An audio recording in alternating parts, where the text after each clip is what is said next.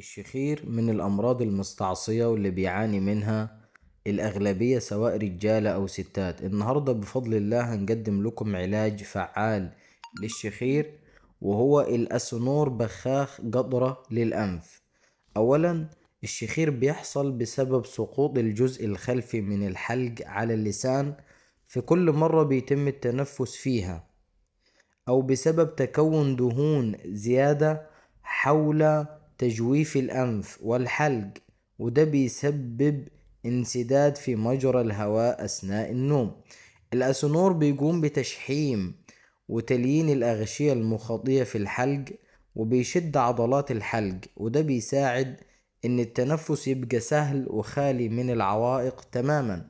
كمان الأسنور بيشد العضلات اللي حوالين الحلق، وبيساعد في تنظيف المسالك الهوائية بحيث تفضل مفتوحة أثناء النوم.